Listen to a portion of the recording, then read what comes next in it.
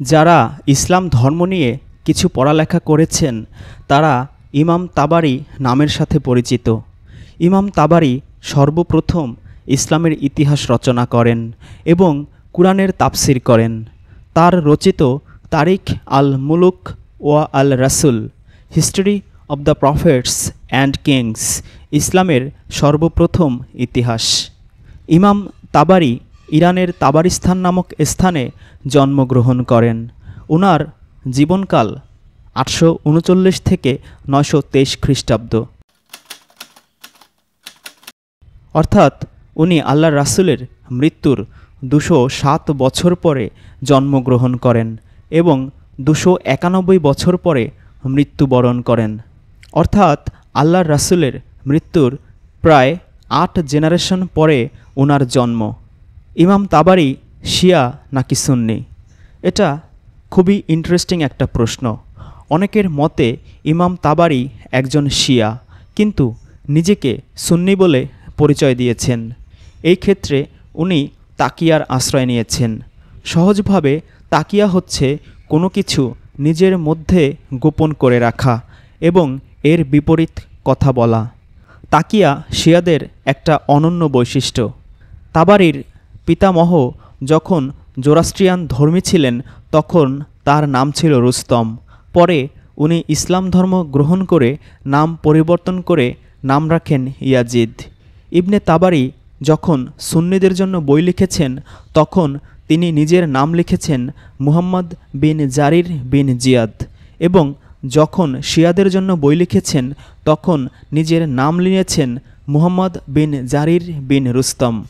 তারিখ আল মুলক ওয়াল রাসুল, এই বইটাকে বলা হয় সমগ্র ইতিহাসের জননী।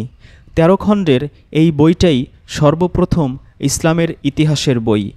তাবারি যখন এই বইটি লেখেন তখন তার হাতে কোনো রকম লিখিত ডকুমেন্ট ছিল না।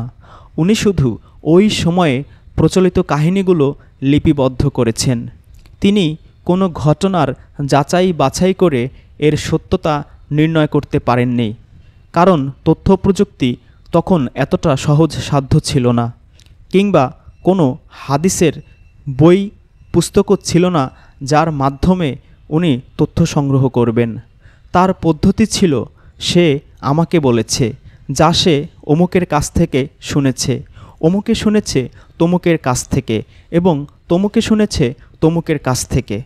তার এই বইয়ের ভূমিকাতে তিনি লিখেছেন, Let him who examines this book of mine know that I have relied, as regards everything I mention therein which I stipulate to be described by me solely upon what has been transmitted to me by way of reports which I cite therein and traditions which I ascribe to their narrators, to the exclusion of what may be apprehended by rational argument or deduced by the human mind, except in very few cases.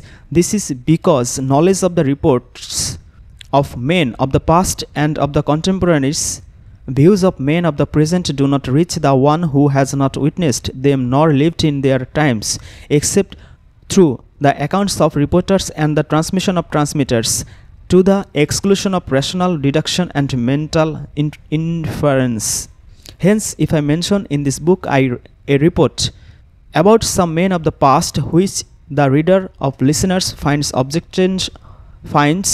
objectionable or worthy of censure, because he can see no aspect of truth nor any factual substance therein, let him know that this is not to be attributed to us but to those who transmitted it to us, and we have merely passed this on as it has been passed on to us.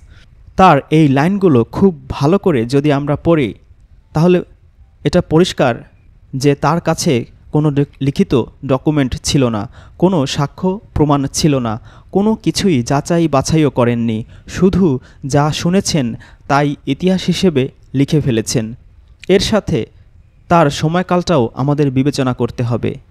এই জিনিস লেখা হয়েছে আল্লাহর রাসূলের মৃত্যুর 250 বছর পর। আপনি যদি এই পদ্ধতিতে বাংলাদেশের মুক্তিযুদ্ধের ইতিহাস লেখার চেষ্টা করেন, কোনো রকম ডকুমেন্ট প্রমাণ বা প্রত্যক্ষদর্শী ছাড়া, তাহলে কি তা গ্রহণযোগ্য হবে? তিনি শুধু সেই সময়ের প্রচলিত কথাগুলি লিপিবদ্ধ করেছেন এবং সেই সময়ের রাজনৈতিক প্রভাবও কাজ করেছে। তাবারির পর যত ইসলামের স্কলার ইসলামের ইতিহাস লিখেছেন তাদের প্রায় ৯৫% মানুষই তাবারির এই বইটিকে অন্ধভাবে অনুসরণ করে গেছেন, যার ফলে পরবর্তীতে অন্য ইতিহাসবিদদের লেখা ইসলামের ইতিহাস তাবারি বর্ণিত ইতিহাসের কপি ছাড়া আর কিছুই নয়। স্যাটানিক ভার্সেস বা শয়তানের আয়াত। আশা করি সবাই জানেন স্যাটানিক ভার্সেস বা শয়তানের আয়াত কি। তাবারির বর্ণনা অনুযায়ী শয়তান আল্লাহর রাসূলকে আল্লাহর ওহী থেকে ভুলিয়ে শয়তানের নিজের কথা বলতে প্ররোচিত করে এবং সে অনুযায়ী আল্লাহর রাসূল শয়তানের শেখানো অনুযায়ী লাত, উজ্জা, মানাতকে আল্লাহর কাছে মধ্যস্থতাকারী হিসেবে মেনে নেন এবং সিজদাবনত হন। তার সাথে মক্কার মুশরিকরাও সিজদাবনত হয়। সূরা নাজমের তাবারির তাফসির করা ভার্সন পড়লে আপনি আরও পরিষ্কার ধারণা পাবেন। সালমান রুশদি লিখিত স্যাটানিক ভার্সেস এই তাবারি লিখিত বই থেকে কোট করা হয়েছে। সালমান রুশদি নিজে কিছু বানিয়ে লিখেননি, সে শুধু তাবারি বর্ণিত ঘটনাকে রেফারেন্স হিসেবে দেখিয়েছে। তখন মোল্লারা তাবারির লিখিত এই ভূমিকাটাকেই নিজেদের ঢাল হিসেবে ব্যবহার করেছেন এবং বলেছেন তাবারি যা বর্ণনা করেছেন তা তার নিজস্ব লেখা, নিজস্ব মতামত। তিনি যা যা শুনেছেন অমুকের কাছ থেকে শুধু তাই লিপিবদ্ধ করেছেন, তার হাতে কোনো লিখিত ডকুমেন্ট ছিল না। এর সাথে এজন্য ইতিহাসের প্রকৃত ইসলামের ইতিহাসের কোনো সম্পর্ক নেই। এটা সম্পূর্ণ তাবারির নিজস্ব মতামত, নিজস্ব ব্যাপার, এর সাথে আমরা একমত নই।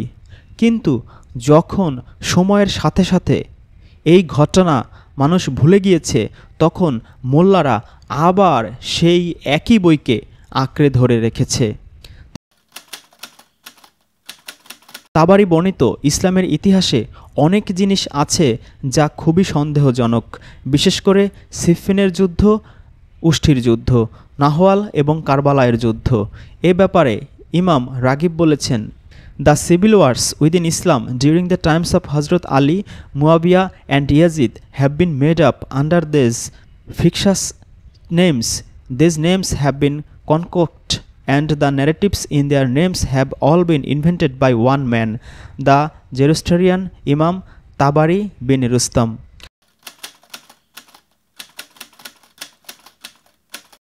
তাহলে আমরা দেখলাম ইমাম রাগিব তাবারিকে তাবারি বিন রুস্তম এবং জরুথ্রিস্টিয়ানদের ইমাম বলে অভিহিত করেছেন। তাফসিরে তাবারি। তাবারি 30 খণ্ডের কুরআনের তাফসির করেছেন। তার পদ্ধতি কি ছিল? তিনি কুরআনের আয়াত ব্যাখ্যা করতে হাদিস এবং তার নিজের বর্ণিত ইতিহাস ব্যবহার করেছে। তার বর্ণিত ইতিহাসকে কুরআনের আয়াতের সাথে সম্পর্কিত করে তার লিখিত ইতিহাসকে অলঙ্ঘনীয় সত্য হিসেবে প্রতিষ্ঠিত করেছেন। এর ফলে তার বর্ণিত ইতিহাসকে কেউ চ্যালেঞ্জ করার সাহস দেখাননি, কারণ এটা কুরআনের আয়াতের সাথে সম্পর্কযুক্ত। এর সাথে হাদিস ব্যবহার করে সে যা করতে বা বোঝাতে চেয়েছে তা হলো কুরআনের ব্যাখ্যায় যা কিছু বলা হয়েছে তা তার নিজের কথা না, বরং আল্লাহর রাসূলের কথা।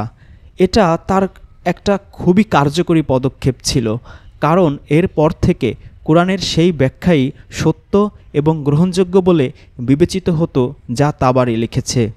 কারণ এরপর থেকে কুরআনের সেই তাফসির, কুরআনের সেই ব্যাখ্যাই সত্য এবং গ্রহণযোগ্য বলে বিবেচিত হতো যা তাবারি লিখেছে। কারণ যখন এটা বলা হয় যে আল্লাহর রাসূল এই আয়াত এইভাবে ব্যাখ্যা করেছেন, এইভাবে তাফসির করেছেন, তখন কোনো মুসলমানের পক্ষে এটাকে চ্যালেঞ্জ করা সম্ভব নয়, অথবা বলা সম্ভব নয় যে ওই আয়াতের তাফসির ব্যাখ্যা ভিন্ন। এই জন্য কোনো মুসলমান তাবারির এই তাফসিরকে চ্যালেঞ্জ করতে সাহস করেননি।